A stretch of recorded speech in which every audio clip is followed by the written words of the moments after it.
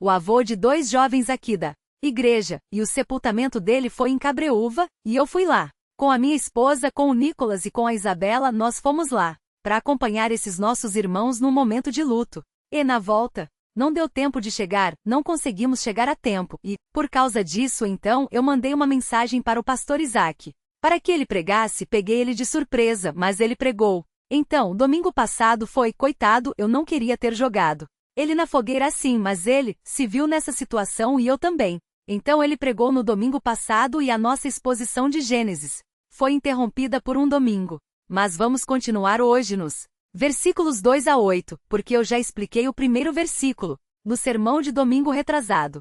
Os irmãos devem se lembrar que, no sermão de domingo retrasado, na verdade, eu já preguei 2 sermões nesse texto aqui. No primeiro deles, eu passei algumas informações preliminares para os irmãos. Eu fiz uma exposição de alguns aspectos gerais aqui desse texto do capítulo inteiro. Depois, eu disse para os irmãos que ia dividir o texto em 2 partes.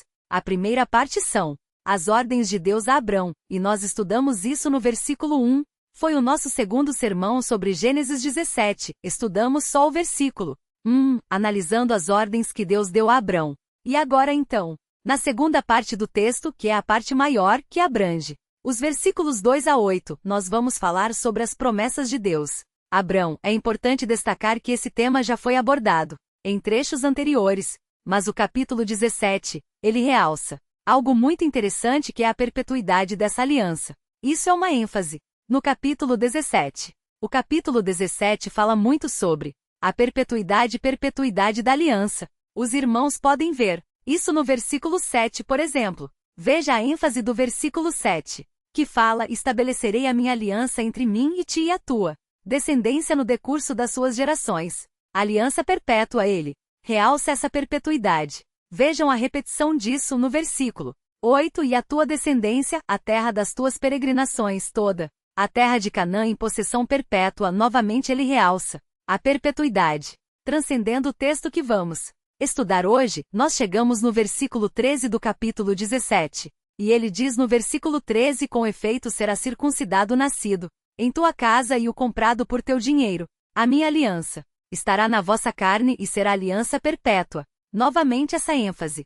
Também, no versículo 19, Deus lhe respondeu: de fato, Sara, tua mulher, te dará um filho e lhe chamarás Isaque. Estabelecerei com ele a minha aliança. Aliança de novo. Perpétua. Esse assunto já foi tratado no capítulo 13. No capítulo 13, voltando um pouquinho as páginas da Bíblia, os irmãos vão ver que isso se repete. Capítulo 13, versículos 15 e 16, que diz: porque toda essa terra que vês, eu te darei a ti e a tua descendência para sempre. Versículo 15. Agora, versículo 16, farei a tua descendência como o pó da terra, de maneira que se alguém puder contar o pó da terra, então se contará também a tua descendência. Essas ênfases todas estão no capítulo 17. Algo já dito no capítulo 13, algo dito no capítulo 15, algo já mencionado anteriormente com certas ênfases e agora no capítulo 17, realçando a perpetuidade. E mais, a partir do versículo 11 nós percebemos que Deus inclui algo mais que caracterizaria a aliança, que seria a circuncisão, um sinal na carne dos judeus. Ele não falou sobre circuncisão até aqui. A circuncisão é estabelecida só a partir do capítulo 17. Nós não vamos estudar a circuncisão, o seu significado, nada disso, nada ligado à circuncisão hoje. Eu só vou deixar pontuado aqui, realçado aqui, que o capítulo 17 realça a perpetuidade da aliança, como eu mostrei para vocês em alguns versículos, e realça também o sinal da circuncisão, o que nós vamos aprender quando chegarmos no versículo 9 e seguirmos nesse estudo. Então essas são as diferenças entre o capítulo 17 e outros capítulos. A ênfase na perpetuidade e a ênfase no sinal da circuncisão que vai acompanhar a partir de agora, que vai acompanhar a partir de então toda a história bíblica, chegando até o Novo Testamento e tudo mais. Nós vamos estudar isso no tempo oportuno. Os irmãos devem ver aí o versículo 2, dizendo então nós agora entramos já na segunda parte do nosso sermão, as promessas de Deus a Abrão. E ele diz, versículo 2, farei uma aliança entre mim e ti e te multiplicarei extraordinariamente. Como eu disse, há essa repetição. Lemos aí alguns versículos que mostram essa ênfase e agora, no versículo 3, o que nós temos é uma reação de Abrão a essa teofania. Notem, isso acontece quando Abrão tem 99 anos. Fazia 24 anos que ele tinha saído da sua terra em Harã, em Ur dos Caldeus, depois tendo parado em Harã e seguido para Canaã, 24 anos haviam se passado. Ele está com 99 anos e agora o Senhor se manifesta a ele novamente. É uma teofania. Quando nós estudamos teologia, surgem alguns termos técnicos. Toda ciência tem uma linguagem específica, uma linguagem técnica. Toda ciência tem isso. E em teologia também existe uma linguagem técnica. E quando nós nos deparamos com manifestações desse tipo, nós chamamos isso de teofania. Teofania é uma manifestação de Theos. Teofania é uma manifestação de Deus. Deus se manifestou, nós chamamos isso de teofania. Algumas vezes, quando quem se manifesta, nós temos a suspeita de que quem se manifesta é a segunda pessoa da Trindade, nós chamamos isso de cristofania, uma manifestação da segunda pessoa da Trindade ao tempo do Antigo Testamento. O que nós temos aqui é uma teofania. Deus apareceu, diz o texto no versículo 1, a Abrão, e falou com ele, conversou com ele. Eis aí a manifestação, eis aí a teofania. E o que é importante notar, quando nós olhamos para o versículo 3, é a atitude de Abrão nessa. Ora, Abrão, diante da teofania, ele tem uma reação que se expressa na sua postura física, na sua postura corporal. Essa expressão presente na sua postura corporal é uma reação do que há dentro do seu coração, é uma reação do que há dentro da sua mente. O texto diz, prostrou-se Abrão, rosto em terra. E é interessante notar isso, porque nas Escrituras nós descobrimos que os homens de Deus, os homens piedosos, quando estão diante do Senhor, quando estão diante da divindade, e o Senhor se manifesta a eles, falando ali com eles, mostrando a sua glória, mostrando a sua vontade, revelando os seus planos, expondo a sua palavra, existe uma reação que é típica.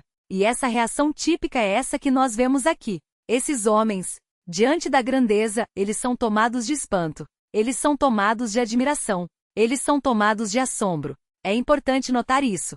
Tamanha é a grandeza da divindade na forma como se manifesta a eles. Tamanha é a glória da divindade na forma como fala com eles. Que eles reagem dessa forma, tomados de assombro, tomados de admiração, maravilhados diante daquela grandeza, tomados de temor, eles se lançam no chão com o rosto em terra. E com essa postura, eles como que dizem, eu sou pequeno demais, eu estou tomado de assombro diante da grandeza daquele que está falando comigo agora. Nós não vemos os homens de Deus diante dele pulando, dando gargalhada, rolando no chão. Isso não acontece na Bíblia. Essas coisas que nós vemos hoje em dia, nada disso nós encontramos na Bíblia. Isso não existe. Eu disse aos irmãos que eu fui a uma igreja em Angra dos Reis, faz pouco tempo, e aquela igreja que eu falei que não deram jeito lá de não deixar que eu pregasse. E eu assisti o culto, se é que eu posso chamar aquilo de culto.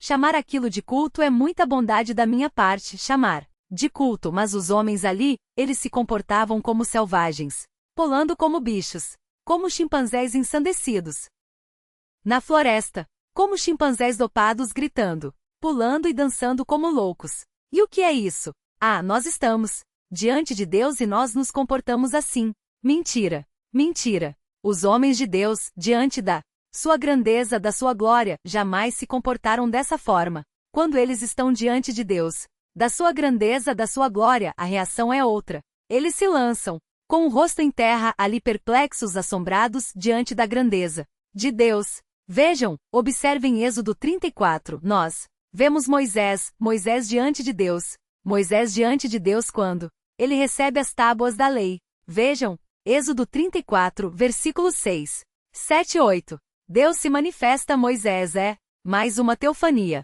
E vejam qual é a reação de Moisés, expressa inclusive na sua postura corporal. Vejam o que diz aqui. Êxodo 34, 6, 7 e 8 fala assim: E passando o Senhor por diante dele, clamou o Senhor, Senhor, Deus compassivo, clemente e longânimo, e grande em misericórdia e fidelidade, que guarda a misericórdia em 1000 gerações, que perdoa a iniquidade, a transgressão e o pecado ainda, que não inocenta o culpado, e visita a iniquidade dos pais nos filhos, e nos filhos dos filhos, até a 3ª e 4ª geração. E imediatamente curvando-se Moisés para a terra, o adorou, Essa é a postura do homem de Deus assombrado diante da divindade. E o que é curioso notar na sequência da história bíblica quando nós caminhamos na leitura da Sagrada Escritura e vamos chegando em outros campos, em outros territórios da literatura bíblica, nós percebemos que essa postura não é uma postura que é adotada somente quando os homens são tomados de assombro diante de uma teofania.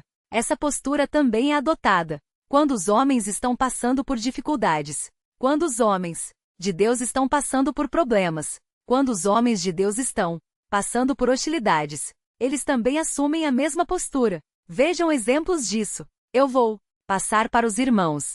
Observem, por exemplo, o livro de Números. Vejam o livro de Números. Observem o capítulo 16. Números 16, vejam qual é a postura presente aqui também de Moisés, agora não diante de uma teofania, mas em face de um problema sério de acusações, de oposição, de rebelião. Moisés está sendo hostilizado injustamente aqui. Qual é a reação dele quando ele é hostilizado injustamente? Vejam, o texto diz em Números 16, ele fala a Corá, filho de Izar, filho de Coate, filho de Levi, tomou consigo a Datã e a Abirão, filhos de Eliabe e Aon, filho de Pelete, filhos de Ruben, levantaram-se perante Moisés com 250 homens dos filhos de Israel, príncipes da congregação eleitos por ela, varões de renome, e se ajuntaram contra Moisés.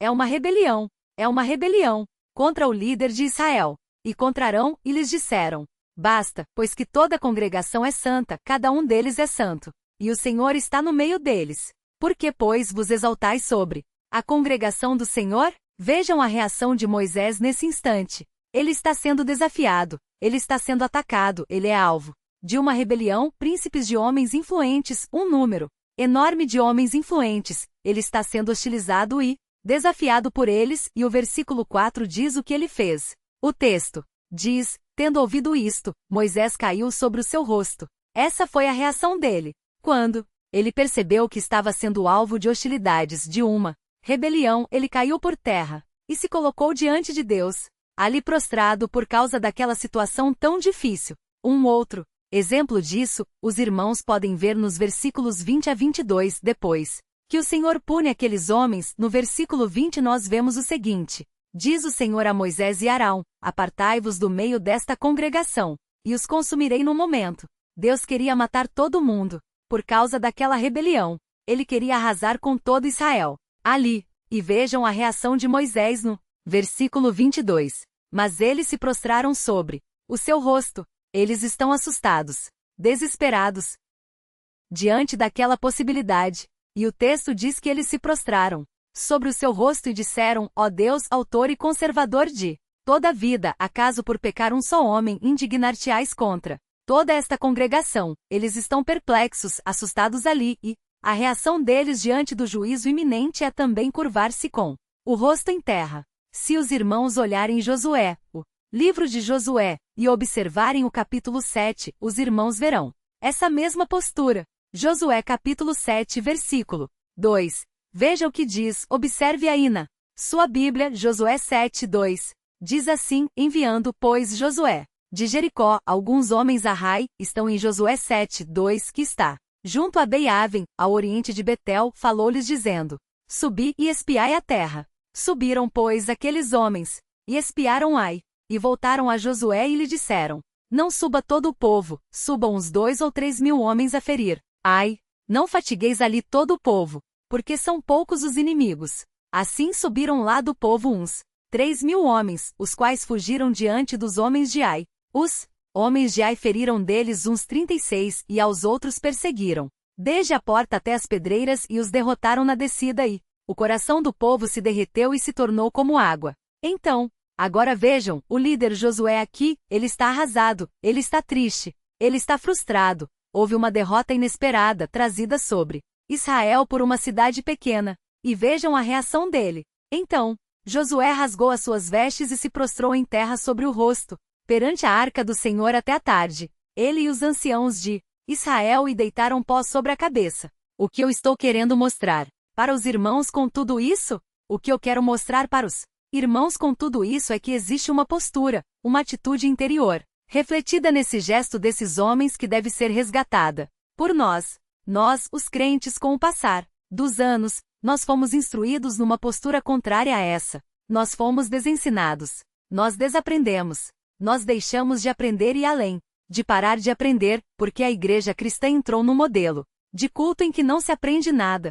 Além de termos deixado de aprender, nós também começamos a desaprender o que tínhamos aprendido. E uma das coisas que nós desaprendemos é como nos comportar, seja qual for a situação, diante de Deus. Nós, quando passamos por perdas, como Josué passou, e quando passamos por problemas difíceis como Moisés passou naquela revolta que lemos agora há pouco, a nossa postura nunca é essa. Nunca é uma postura de prostrar-se diante de Deus e humilhar-se diante dele e aguardar na sua soberania e suplicar por sua misericórdia. Nós desaprendemos. Isso aí. O que nós fazemos? Bom, existe aí o hospício evangélico. Tem o hospício evangélico que são aqueles que fazem então seus cultos de libertação, com suas feitiçarias todas. Então esse hospício evangélico, que foi criado aí para a vergonha do evangelho e para emporcalhar o nome da igreja e para emporcalhar o santo nome do cristão, esse hospício todo, esse cenário amalucado que nós vemos diante de nós, faz lá seus cultos de libertação, faz lá suas correntes não sei das quantas, e faz lá suas rezas ali milagrosas, e faz lá as suas feitiçarias, todas para afugentar qualquer tipo de mal, e faz lá suas promessas, desde que você pague bem. Então, tudo isso as pessoas aprenderam. As pessoas diante das dificuldades, das oposições, diante das perdas, aprenderam a fazer isso. E saindo do contexto do hospício evangélico e entrando nas igrejas que são mais moderadas, nós vemos que vários irmãos, diante da perda ou diante de algum problema enfrentado, seja por oposição ou por alguma outra dificuldade, essas pessoas dizem: por que Deus está fazendo isso comigo? O que eu fiz para merecer isso? Essas são as reações comuns. Ou então as pessoas caem num abismo de depressão que é o mal do século, cheio de crentes deprimidos, inconformados, arrasados, rastejando dentro de um poço escuro. Por quê? Não conseguem entender, não têm estrutura emocional e espiritual para lidar com os reveses comuns da vida, e não conseguem entender qual deve ser a postura correta de um crente quando ele enfrenta terríveis reveses. Desaprenderam isso. O que o crente tem que aprender? O crente tem que aprender a se prostrar. Nós temos que resgatar isso. Isso é saúde espiritual. Isso é maturidade espiritual. Isso é reconhecer que o Senhor controla todas as coisas. Ele é o nosso Deus. Ele é o nosso pastor. Ele é aquele que nos ampara. Ele é aquele que controla tudo e pode nos livrar. O que fazer? Então, quando nós perdemos alguma coisa, sofremos algum revés, enfrentamos alguma dificuldade, padecemos, não é dizer: ó Senhor, por quê? Por quê? Por quê? E cairmos em tristeza profunda, em angústia terrível e ali padecermos. Não. Nós somos o povo de Deus. Nós somos diferentes. Nós temos recursos que os incrédulos não têm. Nós podemos, diante da cidade que se levantou e nos derrotou. Nós podemos, diante dos cadáveres que caíram, que tombaram enquanto fugiam. Nós podemos, diante de uma multidão de rebeldes que se levantam contra nós, como aconteceu com Moisés. Nós podemos parar e nos prostrar, reagindo como quem aprendeu. Como se reage sendo um crente, sendo alguém que confia em Deus? Se prostrar. Senhor, veja, veja, veja o que está acontecendo. Me ajude. Eu não sei o que fazer. Eu não entendo por quê. Eu não entendo por quê. Nós fomos derrotados na cidade de Rai. Eu não entendo, eu não entendo. Senhor, socorro. Senhor, veja, esses homens poderosos, príncipes, ferozes e cheios de força se levantando contra mim e contra o meu irmão Aquarão. Senhor, veja, eu não sei o que fazer. Eu me coloco diante do Senhor em adoração e independência. É isso. O Senhor agirá. Essa é a postura certa. E nós temos que resgatar essa postura. Basta de superstições. Basta de invenções. Chega de invenções. Chega de reações próprias de incrédulos. Chega disso. Nós somos o povo de Deus. Nós sabemos quem Ele é. E essa é a postura correta diante de qualquer situação. Deus se manifestou a Abrão. Ele se prostrou. Moisés foi hostilizado. Ele se prostrou. Josué perdeu a guerra. Ele se prostrou. E é assim que devemos agir. O Senhor falou: prostremo-nos, perdemos a batalha. Prostremo-nos, sofremos oposição, prostremo-nos, essa é a atitude correta do homem de Deus. Mas vamos prosseguir, vamos caminhar um pouquinho mais. Veja a sequência, nós chegamos então ao versículo 4. Veja aí o que diz o texto, é muito simples. O versículo 4, existe aqui uma repetição. Ele diz assim, versículo 4. Quanto a mim, note aqui, nós estamos aqui vendo o foco da aliança em Deus. Ele diz, quanto a mim, é o foco da aliança em Deus. Quando nós chegarmos no versículo 9, o foco da aliança não será mais Deus.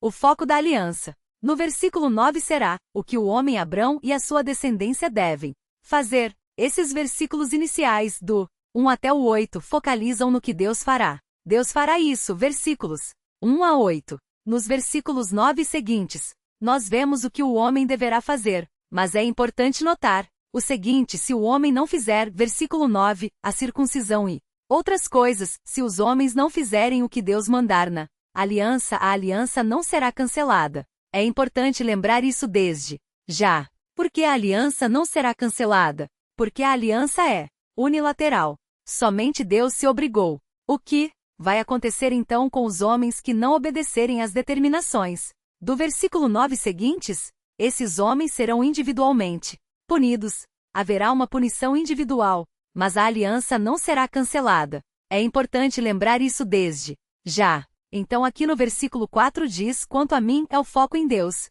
Será contigo a minha aliança. É o foco em Deus ainda, a minha aliança. E Deus está dando um enfoque especial nesse aspecto da sua participação. Depois isso vai mudar. Depois será o homem. Lembrando sempre que o homem não poderá cancelar a aliança. A aliança é perpétua. A aliança é marcada por essa característica. Ela é marcada por perpetuidade. Os indivíduos serão até punidos individualmente. Mas a aliança continua. Ela perdura para sempre. Ela nunca vai cessar, essa aliança. A aliança abrâmica não tem fim. Enquanto houver história, enquanto houver tempo, enquanto houver mundo, essa aliança estará de pé. Veja então na sequência. Serás pai de numerosas nações. Guarde essa frase. Serás pai de numerosas nações. Agora, nós chegamos no versículo 5. Estamos caminhando rápido. Estamos no versículo 5. E aqui, no finalzinho do versículo 4, os irmãos vão perceber aqui. No finalzinho do versículo 4, os irmãos vão perceber o início de um recurso literário. Observe e prestem atenção para perceber o recurso literário. Esse recurso literário Moisés usa com um objetivo específico. Ele quer destacar um detalhe aqui no texto. E os irmãos vão entender isso. Moisés escreve muito bem. Vocês não devem pensar que Moisés era um semi-analfabeto, escrevendo de qualquer jeito, nada disso. Moisés era um doutor, um homem de alta formação, se formou no Egito. Era Oxford da época, era Harvard da época, ele era um homem de altíssimo grau de instrução, tinha sido um príncipe no Egito, instruído ali nas melhores ciências da época, e ele sabe escrever. Ele sabe escrever. Ele não escreve nós vai, nós vem, nada disso. Ele é um excelente escritor, um hábil escritor, ele sabe como usar os recursos da linguagem. Então veja que na sequência o texto diz assim: serás pai de numerosas nações. E se você olhar o versículo 5, a segunda parte do versículo 5, você vai ver novamente. Por quê? Por pai de numerosas nações te constituí. Você percebe aí a expressão numerosas nações sendo repetida. Numerosas nações, versículo 4, última parte. Numerosas nações, versículo 5, última parte. O que temos aqui? O que nós temos? Aqui é uma moldura literária. É uma moldura literária. Eu expliquei isso para os alunos do cadete. Do cadete eu expliquei. Não expliquei. Expliquei quem não faz cadete. Não aprende nada. Expliquei aqui também. Faz tempo? Outras molduras. Sim, por quê? Moisés usa o recurso da inclusio, como nós chamamos. É inclusio. Ele coloca uma moldura em cima, uma moldura embaixo e no meio ele coloca uma verdade, querendo destacar essa verdade. Nós fazemos assim também quando nós ganhamos um diploma, por exemplo, ou temos uma foto muito bonita. Quando nós temos uma foto muito bonita, quando a minha esposa pega uma foto minha, por exemplo, então ela quer destacar aquela foto. Ela quer que aquela foto receba um destaque especial. O que ela faz? Ela coloca numa moldura. Não tem nenhuma foto minha com moldura até hoje. Mas enfim, Mas isso é uma hipótese que eu estou levantando aqui. De qualquer modo, quando nós queremos destacar alguma coisa, nós colocamos uma moldura nessa coisa. A minha filha recebeu um diploma agora, formada em design de interiores. Recebeu um diploma agora. Ela trouxe para mim, mostrou todo orgulhoso o diploma. Nós temos que colocar isso numa moldura, para destacar, não a moldura. A moldura serve para realçar, mas ela serve para realçar algo ainda mais importante. É assim que funciona uma moldura. Quem inventou a moldura foi a Bíblia. A Bíblia é a inventora da moldura. Só que a Bíblia inventou uma moldura literária. Deus, na sua infinita sabedoria, fazendo todas as coisas com uma beleza inigualável. Ele não fez somente o universo com a beleza maravilhosa. Ele escreveu também a escritura com uma beleza inigualável. Ele usou recursos da linguagem. Ele usou o meio de transmitir a linguagem, fazendo com que todo o texto bíblico fosse marcado por uma beleza fantástica, uma beleza poética, uma beleza artística. E nós vemos isso aqui. Deus quer que tudo que nós façamos reflita algo de belo. Por quê?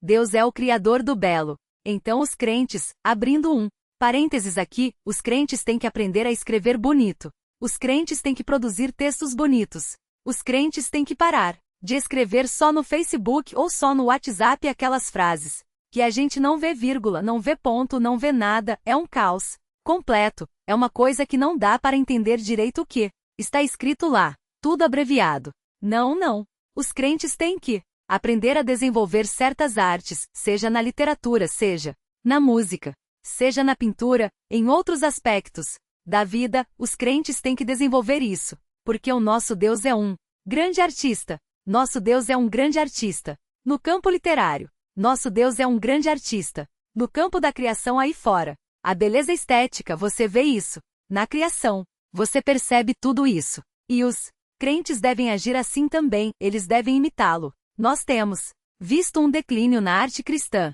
Nós não temos hoje em dia grandes músicos cristãos, não temos. As pessoas pararam de estudar partituras musicais. Nós temos na nossa igreja 2 ou 3 pessoas que estudam isso. Nós temos que resgatar essas coisas. As crianças todas, os jovens, têm que se debruçar sobre isso. O que aconteceu? Os jovens pararam de estudar isso. Pararam de estudar música clássica. Começaram a aprender alguns acordes só no violão. Din, zin, zin, zin, tá bom. Aí foram para a bateria, nada. Contra a bateria eu gostava, aprendi a tocar bateria agora. Não sei mais nada. Mas agora até a bateria saiu fora, agora é um caixote, que você senta em cima e fica batendo nele. Como é que chama o caixote? Como? Carrom. Então você senta num caixote de pau, e você toca e fala que você é músico, sentado num caixote de pau, batendo num caixote de pau. Eu não sei quem toca isso. Aqui. Você toca isso aqui? Não. Pode tocar, não tem problema. Não tem problema. Pode tocar à vontade, toca bastante. O cajón.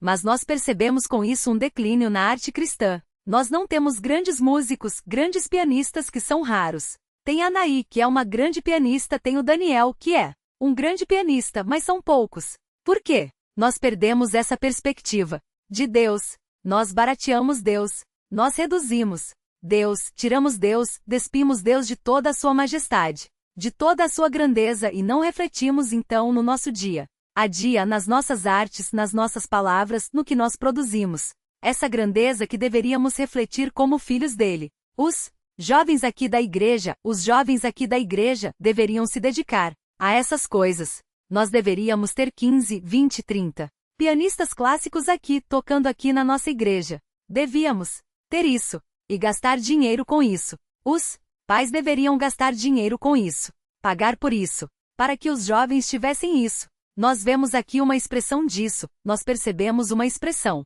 disso aqui em Moisés. Nós percebemos o Deus artista atuando aqui em Moisés enquanto ele produz essa peça literária.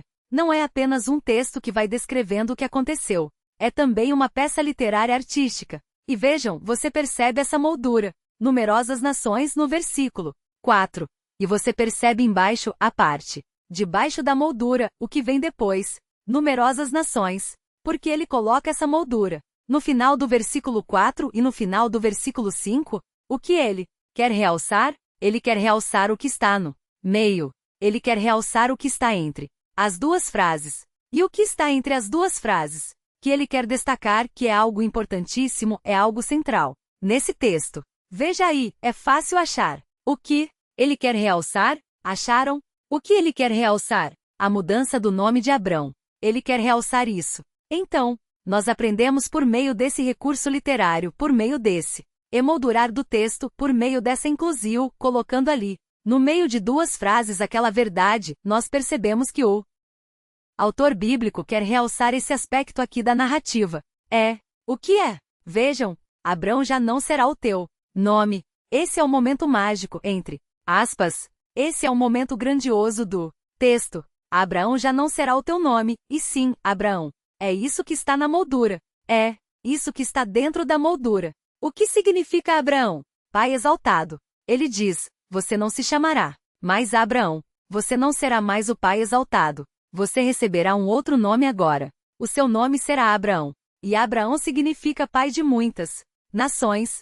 E esse momento é tão solene. Esse momento é tão importante, que eu vou colocar esse pedacinho da narrativa dentro de uma moldura literária. Eu vou colocar para destacar esse momento. Por que esse momento é tão importante? Porque esse trechinho foi emoldurado. Por quê? Porque o escritor Moisés, sob a influência divina, incluiu esse trechinho dentro dessa moldura literária.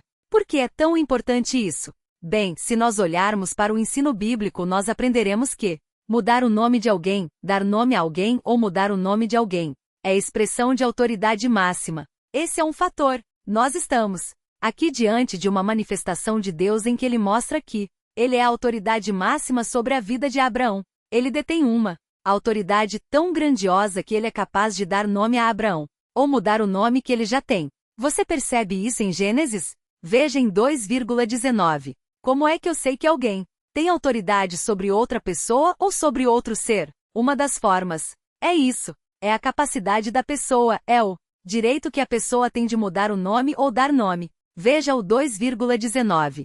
2,19 de Gênesis. Veja, havendo, pois, o Senhor Deus formado da terra todos os animais.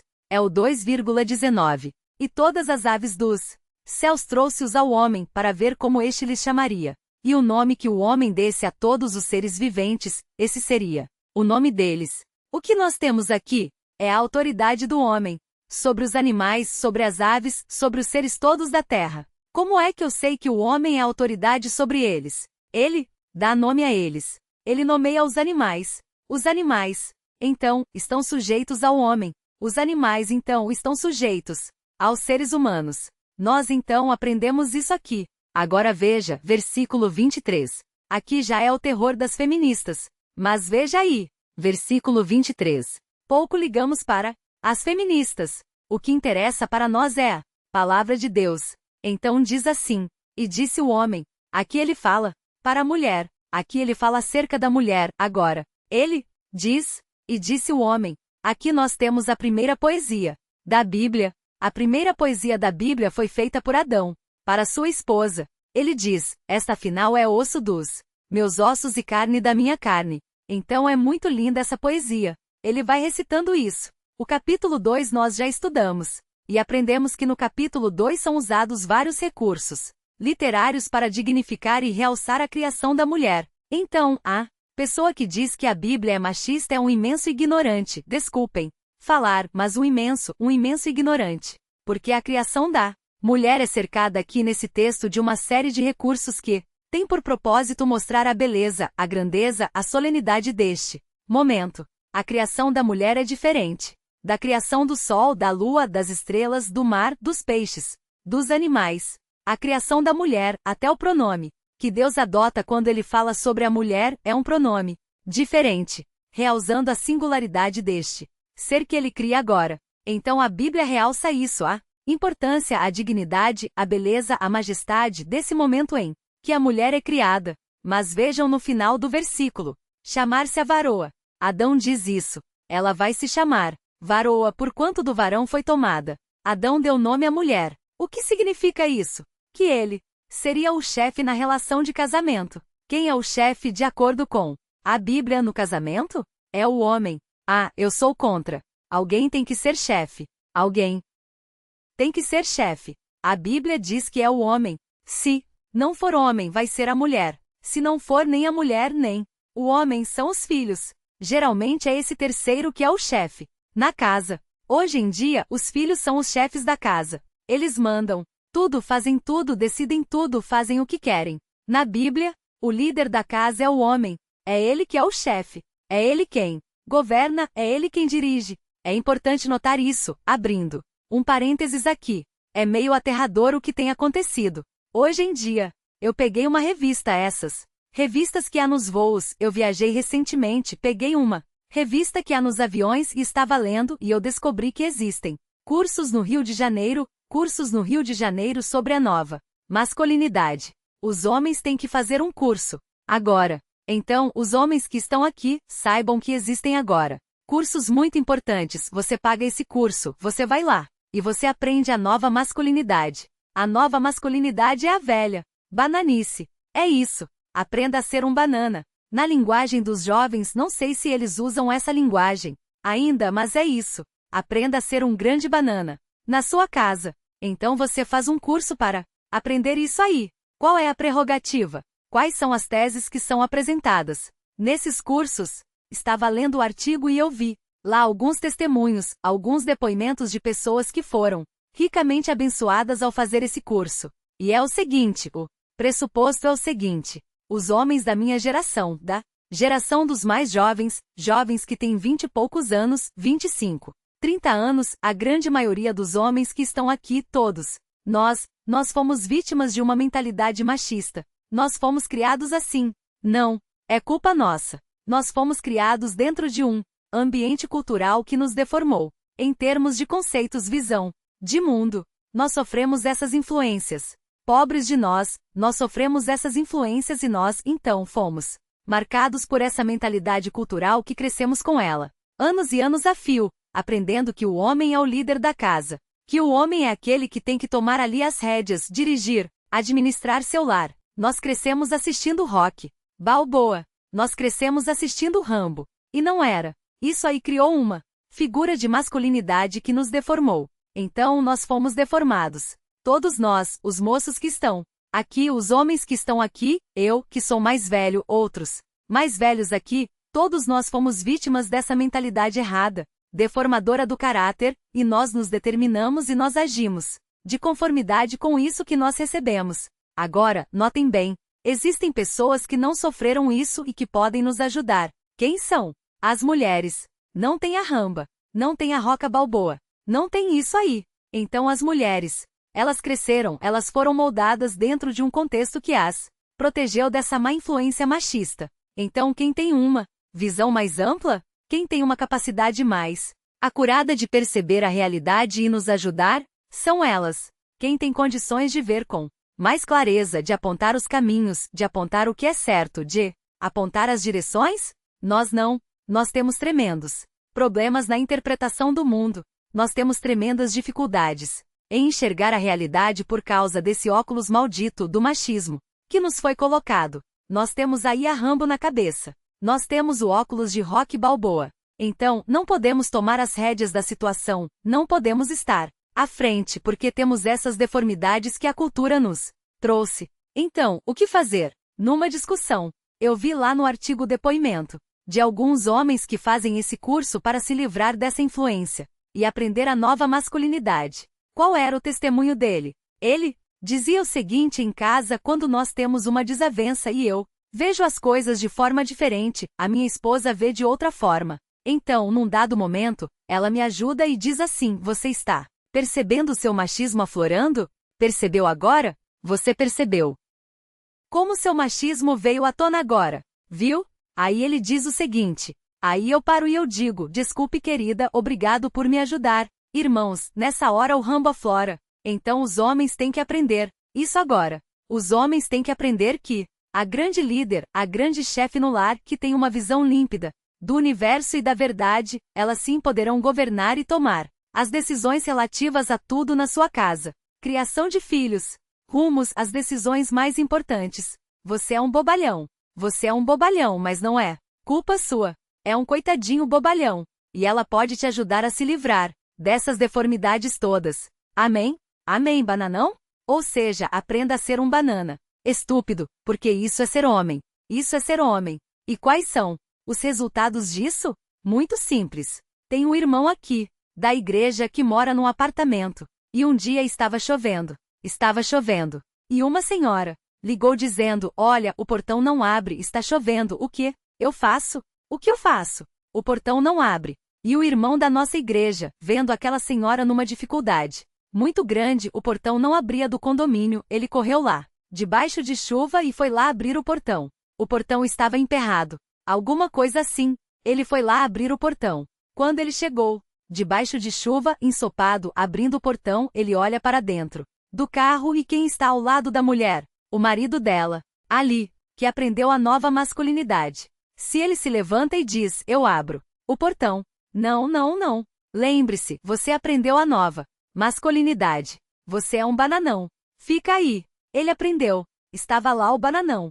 O grande nanico nanica ali. Sentado ali. Só que precisava de um homem da velha masculinidade para abrir o portão. Porque na vida os portões enterram, os pneus furam, as dificuldades surgem, e são necessários homens reais nesses momentos.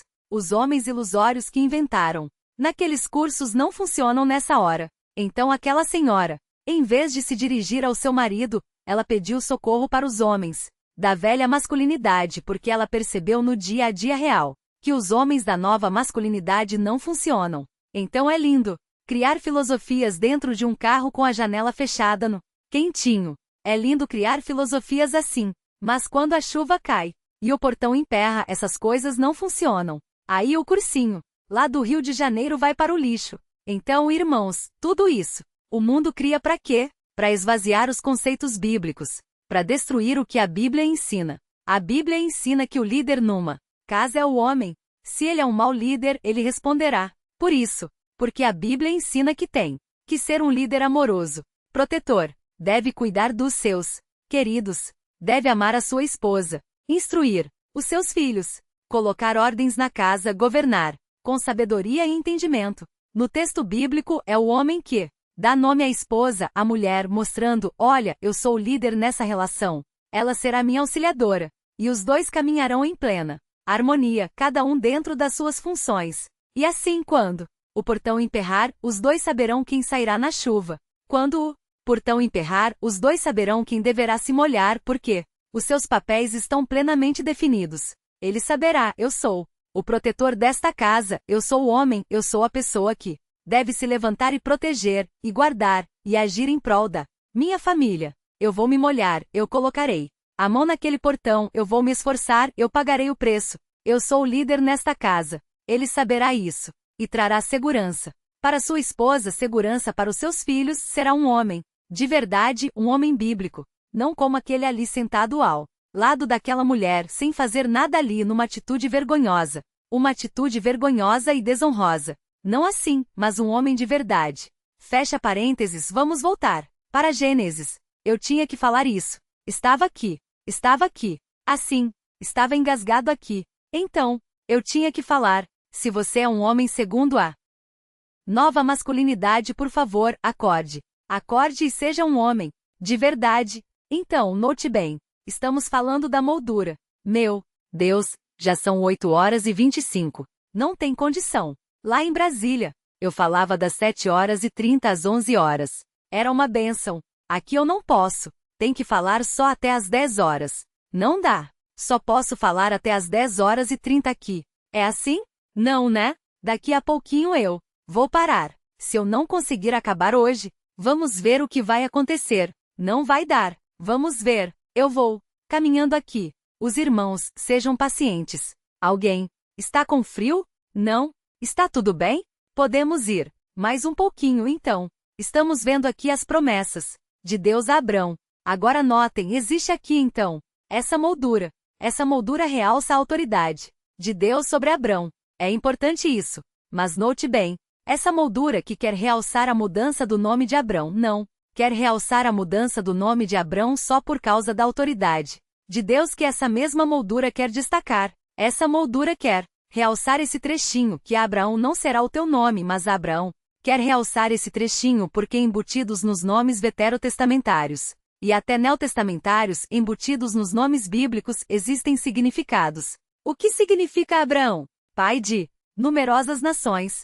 Então juntem tudo isso. Vejam o que está dentro da moldura. O que está dentro da moldura é uma demonstração de que Deus tem autoridade sobre Abraão e que Deus é gracioso para com Abraão. Autoridade e graça. Ele é autoridade porque ele muda o nome dele. Ele é gracioso porque ele fala: você terá muitos descendentes, eu darei isso a você, eu serei a fonte de toda a sua descendência. Então o que está dentro da moldura não é meramente uma mudança de nome, é a demonstração de que Deus é autoridade e de que Deus é gracioso. Notem bem, esses dois fatores, Deus é autoridade e Deus é gracioso. Por que isso está dentro de uma moldura literária? Por quê? Porque o autor bíblico quer que nós aprendamos isso acerca de Deus. O que Deus é? O que Deus deve ser para nós? Quando nós olhamos esse recurso literário que Deus quer destacar, o que ele quer mostrar que Deus deve ser para nós? Deus deve ser para nós autoridade.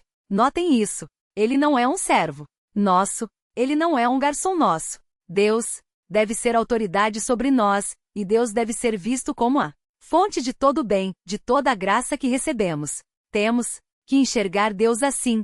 Você quer ser um crente de verdade? Você que é crente, quer viver como um crente de verdade? Pois, bem, nós temos aqui um dos elementos que mostra como deve ser a nossa cabeça. Como deve ser a cabeça do crente de verdade? O crente de verdade deve reconhecer isso. Deus é a autoridade. Ele manda. Ele não pede. Ele manda. Ele é a autoridade sobre a nossa vida. Se eu digo A e ele diz B, o que vale é B. Se ele diz B e o mundo diz C, não importa quem no mundo disse C. Não importa se é um PhD, um doutor, um milionário, alguém fluente e inteligente, não importa. A autoridade sobre a nossa vida é Deus. Se ele disse B, será B. Não importa se fulano disse C. Deu o alfabeto inteiro.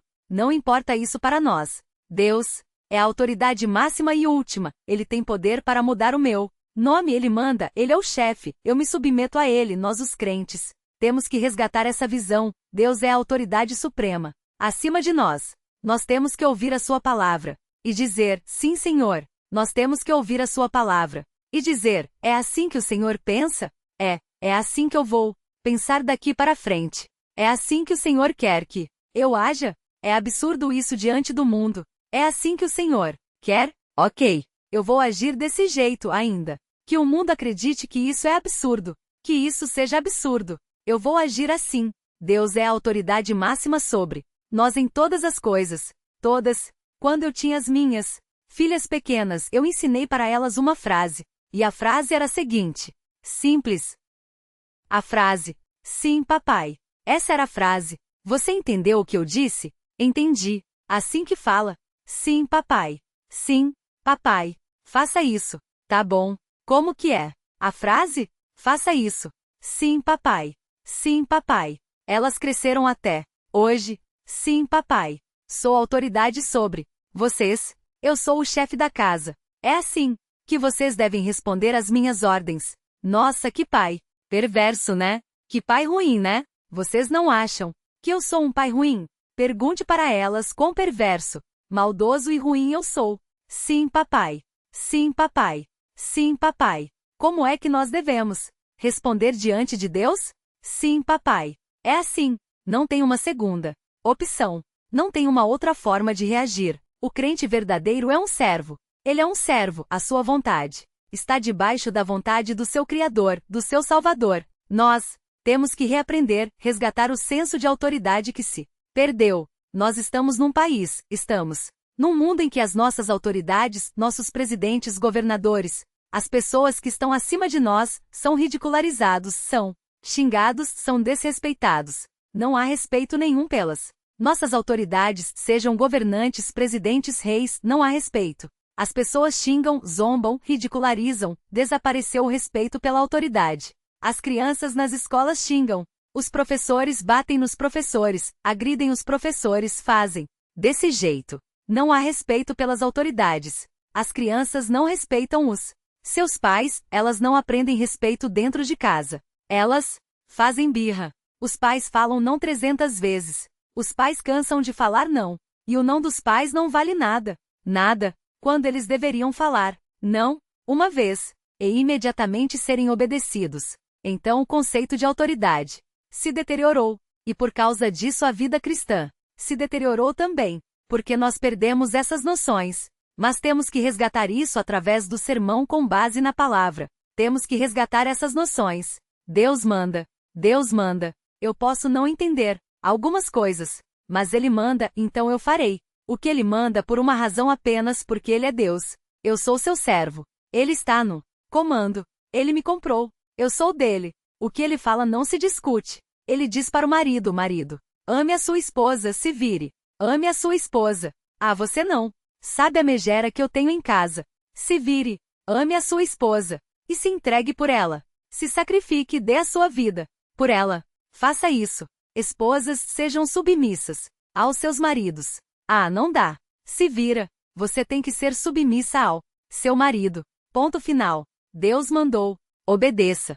Obedeça à sua insubmissão. Não é só o seu marido. É uma insubmissão contra Deus caso você não acolha isso. Obedeça. Filhos, obedeçam os seus pais, obedeçam os seus pais. Deus manda, não questione, obedeça. Pais, não provoquem a ira dos seus filhos, criem seus filhos no temor e na disciplina do Senhor. Façam isso, é uma ordem, não tem opção. Façam isso, tem que fazer. Deus manda, não é um conselho, não é um pedido, é uma ordem dada ao seu povo. Você tem que obedecer. A nossa vida cristã é totalmente alterada quando nós destacamos, quando nós percebemos o que está centralizado nessa moldura literária. E mais, essa moldura literária realça a graça de Deus. Seu nome será Abraão. Eu darei uma descendência numerosa a você. Tudo que você vai ter, eu vou dar. Eu sou um Deus bondoso. Eu sou um Deus bondoso. O que o seu braço não alcança, o meu alcança. E o que o seu braço não alcança, o meu alcança e pega e dá. Eu sou a fonte do seu futuro. Eu sou a fonte de todas as bênçãos. Eu sou a fonte de toda boa dádiva. Eu sou a fonte de tudo que é bom. De mim procede graça. De mim procede misericórdia. De mim procede a paz. Tudo isso, se você receber, isso vem de mim. Eu sou a fonte inesgotável dessas coisas. Seja agradecido. Você não consegue nada pelo seu próprio esforço. Você não consegue nada pelo seu próprio braço. Você não consegue nada com base na sua sabedoria pessoal, na sua inteligência, não. Até porque a sua força, a sua inteligência e a sua sabedoria sou eu quem dá. Eu sou a fonte de todo o bem. Então, você deve desenvolver duas posturas diante de mim. Você deve ser obediente e você deve ser agradecido. Esse é o crente maduro. Ele é obediente e ele é agradecido. Por quê? Porque isso foi colocado em um quadro. Isso foi colocado em um quadro literário, realçado ali dizendo, eu mudo o seu nome e eu lhe dou uma descendência. Eu sou autoridade e eu sou fonte de graça. E o crente aprende isso. Deus é autoridade e fonte de graça. E então ele vive a vida cristã, com obediência e gratidão. Você tem que ser assim. Desculpem, mas eu não tenho opção. B. Não tenho. Não tenho. Você tem que olhar para a moldura de Deus. Você tem que olhar para a moldura literária de Deus, para o quadro que essa moldura envolve, e aprender. Deus manda, e Deus é gracioso, e viver de acordo com isso. Isso é ser um crente maduro. Talvez existam incrédulos aqui, ou talvez existam incrédulos me assistindo em casa, ou talvez alguns incrédulos vão me ouvir depois do sermão gravado e espalhado por aí. Não sei, mas se você é um incrédulo, se você não recebeu o Salvador e não foi transformado por ele, você tem que se arrepender. Como nós aprendemos hoje pela manhã quando estudamos Atos 2, você tem que se arrepender. Os que vieram pela manhã hoje aprenderam o que significa isso. Você tem que se arrepender, mudar de mente, ter uma transformação mental. E mudar de mente em que sentido? Antes o Senhor não era autoridade para mim, e o Senhor também antes não era visto por mim como a fonte de todo o bem. O que você tem que fazer então? Você tem que mudar a sua mente e dizer, agora o Senhor é a autoridade suprema em minha vida. E agora, eu reconheço o Senhor como a fonte de todo o bem. E a primeira pergunta, então o que eu devo fazer para obedecer esse que agora é a autoridade suprema sobre a minha vida? Eu até hoje não fui obediente a ele e não reconheci a sua autoridade. Agora ouvindo Esse sermão em Gênesis 17, eu quero mudar, eu estou arrependido. Eu estou arrependido e quero obedecê-lo. Qual é a primeira ordem? Qual é a primeira ordem desse Deus, que agora é o meu chefe, que eu quero que seja o meu chefe? Doravante. Qual é a primeira ordem desse Deus que agora eu reconheço como autoridade e como fonte de todo o bem? Qual é? O que eu devo fazer para agradá-lo? Como eu devo servi-lo? Qual é o primeiro passo? Qual é o primeiro comando que eu devo obedecer? Eu vou terminar então o sermão dizendo qual é, e aí eu vou parar de pregar. E aí na semana que vem eu continuo. Pensei que ia acabar hoje, não vai dar para acabar hoje, não tem jeito. Mas eu vou dizer qual é o primeiro comando que você, se você não é crente, você deve obedecer, caso você se arrependa. Esse primeiro comando está em João 6. E eu vou terminar aqui. João 6. Veja João 6, 28. E na semana que vem eu prossigo e falo dos versículos 6, 7 e 8. Se Deus permitir, eu entro no versículo 9. Vejam o que diz João 6, 28 e 29. Diz assim: dirigiram-se, pois a ele, João 6, 28, aqui as pessoas não crentes se dirigindo a Jesus, e falam com Jesus e perguntam a ele: que faremos para realizar as obras de Deus? Queremos obedecê-lo, queremos nos sujeitar a ele, nós queremos que ele seja o nosso chefe, nós queremos que ele seja a autoridade sobre nós. O que faremos então para obedecer, para realizar as obras dele? Versículo 29. Respondeu-lhes Jesus: a obra de Deus é esta, que creiais naquele que por ele foi envenenado. Qual é a primeira ordem? Qual é a primeira ordem dada a você? Que olhou para a moldura de Deus e viu a beleza da sua autoridade, a segurança da sua graça, das suas dádivas. Qual é a primeira ordem que Deus dá a você? É esta: que creiais naquele que por ele foi enviado. E quando você crer e obedecer, quando isso acontecer na sua vida, quando você se aproximar dele e dizer: Senhor Jesus, eu creio no Senhor, só o Senhor é o meu rei, só o Senhor é o dono da minha vida, eu sou o seu. Eu creio no Senhor que foi enviado por Deus, eu creio que o Senhor é a autoridade suprema, e creio na sua graça, porque o Senhor mesmo se entregou por mim na maior manifestação de graça e amor que alguém pode ver. Eu creio na moldura de Deus e eu vejo o Senhor nessa moldura. O Senhor é autoridade e o Senhor é graça e eu me sujeito então. Eu creio no Senhor e eu imploro: perdoa-me. E eu invoco seu nome. Salva-me, eu creio no Senhor, eu obedeço agora a ordem de Deus. Eu vejo Deus como autoridade, como fonte de tudo bem, e eu digo: Senhor, perdoa-me, eu sou seu. Eu me converto agora, eu quero provar da sua conversão, do seu perdão, do seu acolhimento, da sua soberania sobre mim. Eu não sou mais meu, eu não me dirijo, mas é o Senhor quem dirige a minha vida agora. Eu quero que o Senhor mude o meu nome também. Naquela moldura de Gênesis 17, o Senhor mudou o nome de Abrão. E com base naquilo tudo, nós vemos ali, naquela mudança de nome, nós vemos a sua autoridade e a sua graça. Eu quero que o Senhor mude meu nome também, com base na sua autoridade e na sua graça. Até agora, o meu nome é perdido. Mas eu quero que o Senhor mude o meu nome. Eu quero que o Senhor me chame de achado, encontrado. O meu nome é pecador. E agora, com base na sua autoridade, na sua graça, no seu perdão, eu quero que o Senhor mude o meu nome. Eu quero que o Senhor me chame de perdoado. Eu quero que o Senhor me chame de santo. O meu nome era maldito. Esse era o meu nome, separado do Senhor, rastejando pela imundícia do pecado, inimigo do Senhor. O meu nome era maldito, mas o Senhor, com base na sua autoridade e graça, eu agora me colocando aos pés da cruz, o Senhor pode mudar o meu nome e me chamar de bendito.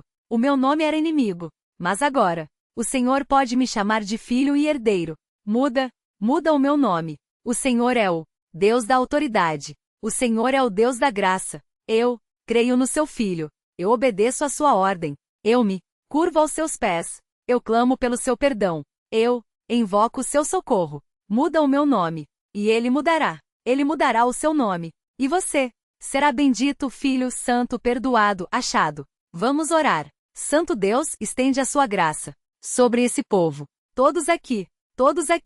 Estende a sua graça sobre essas pessoas aqui à minha frente. Estende a sua graça sobre aqueles que estão em casa agora.